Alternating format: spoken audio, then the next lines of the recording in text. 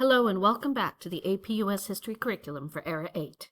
In this video, we will be looking at topic 8.12, the development of a youth culture in the 1960s, which caused significant challenges to American society. So let's get to it. During the 1960s, the first of the baby boom generation were coming of age, and the civil rights movement had inspired many of these young people to activism, seeking to make changes to the society they lived in. And these young people targeted a variety of problems in their quest to challenge societal norms, including the threat of nuclear devastation, racism, poverty, sexism, environmental degradation, and even the loss of individualism in an increasingly corporate society. An organization called the Student Nonviolent Coordinating Committee, the SNCC, had been founded in 1960 to focus student action in the civil rights movement. And Tom Hayden, who had helped registered voters in Mississippi and Georgia, sought to apply their ideals to a new group, Students for a Democratic Society, or SDS, which was located on predominantly white college campuses. Their goal was to question America's commitment to democratic ideals. They advocated forming a new left, believing that the old left focused too much on communism and socialism. In its 1962 Port Huron statement, the SDS condemned mainstream liberal politics, Cold War foreign policy, racism, and universities that cared nothing about their students. They supported student protests, such as the one held at UC Berkeley in 1964, in protest to the university's policy prohibiting political activity by students, beginning the free speech movement led by Mario Savio. These protests frequently centered around issues such as civil rights, and increasingly protests against U.S. involvement in the Vietnam War.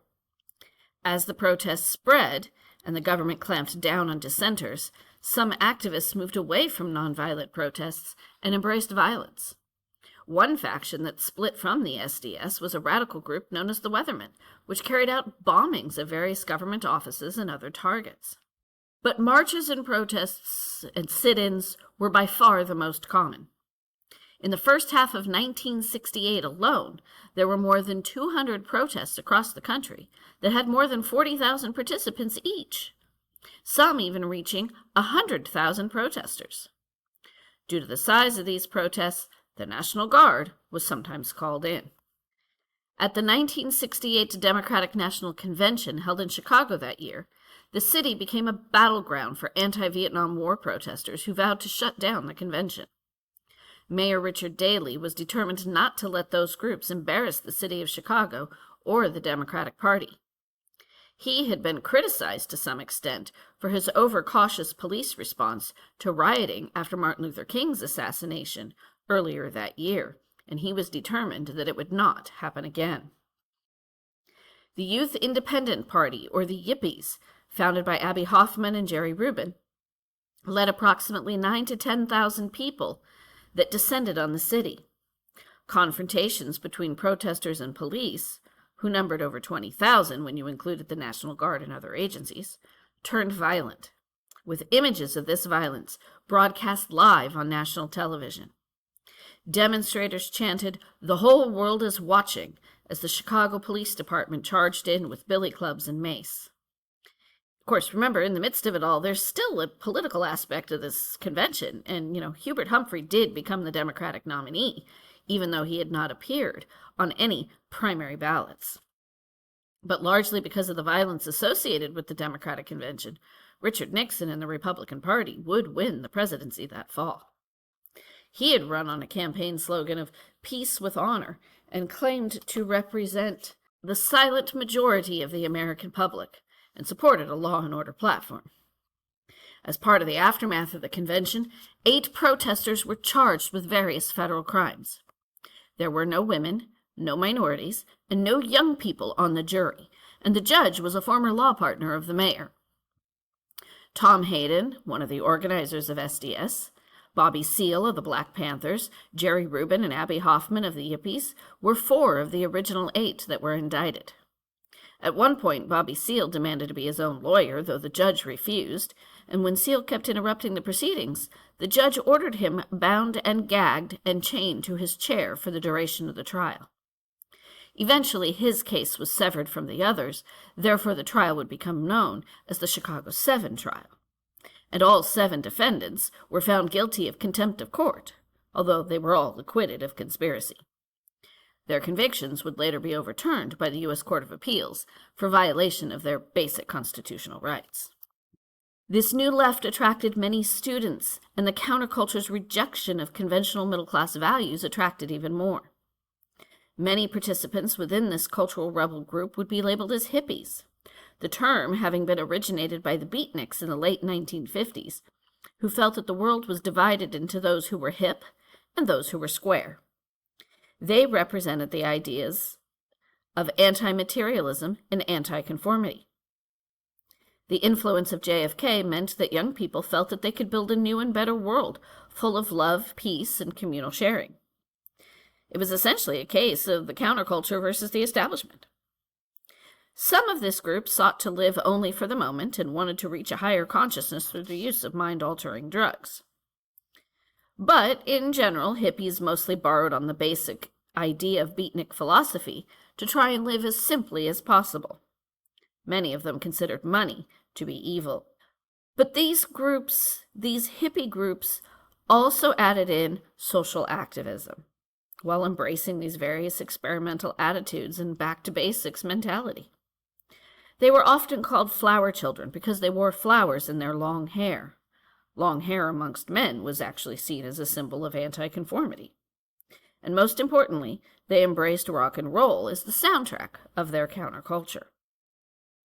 Bob Dylan's song, "The Times They Are A-Changin'," became the anthem for this youthful rebellion. And ground zero for this counterculture movement was the Haight-Ashbury district in San Francisco. The neighborhood became a haven for a number of the top psychedelic rock groups at the time. Jefferson Airplane, the Grateful Dead, Janis Joplin, they all lived in the district. Folk music by Joan Baez or Bob Dylan also helped to give a voice to this generation, and many performed in the area as well. Although most of the music that hit the top of the record charts in this era didn't undermine traditional values, the music of groups like the Beatles, the Rolling Stones, the Who, the Grateful Dead, Jefferson Airplanes, and the Doors did help to spread a counterculture message. The high point of the hippie movement was the Woodstock Music Festival, held near Bethel, New York in August of 1969.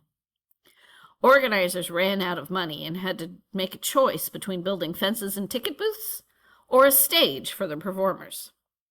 Obviously, they chose the stage, so essentially it turned into a free concert. Initially, they had estimated that 50,000 people would show up, but nearly 500,000 actually came. There were so many people that there wasn't enough first aid, sanitation, or food available for the number of people who were in attendance. But those that were there shared what they had. During the festival, it rained off and on, turning the site into a sea of mud, and even requiring a nearby military base to assist by flying in some performers via helicopter. The rain also delayed numerous performances, and some artists didn't begin their sets until the early morning hours. Sly and the Family Stone began their set at 3:30 in the morning. Some of the well-known artists who performed at the festival included Joan Baez, Santana, Canned Heat, the Grateful Dead, Creedence Clearwater Revival, Janis Joplin, The Who, Crosby, Stills, Nash & Young, and Jimi Hendrix, who was the last performer. He played a psychedelic version of the Star-Spangled Banner, using feedback and distortion to mimic the sounds of bombs falling, which became a sort of anti-war protest song in and of itself. This Woodstock Festival would come to symbolize the 60s decade and the hippie philosophy to an entire generation. Now, some aspects of the counterculture movement continued well beyond the 60s. Some people had experimented with drugs and developed addictions, leading to various drug problems in the decades afterwards. The so-called sexual revolution was another aspect of the counterculture that continued beyond the 60s. The introduction of new antibiotics and the birth control pill contributed to changing attitudes about casual sex. The use of overtly sexual themes in everything from advertising to films also became commonplace. How deeply it changed the behavior of the American public is up for debate, but there is no doubt that premarital sex, contraception, abortion, and homosexuality became more visible and accepted. Well, that covers what you need to know about topic 8.12, the youth culture of the 1960s. Be sure to keep up with your reading, and I'll catch you in the next video.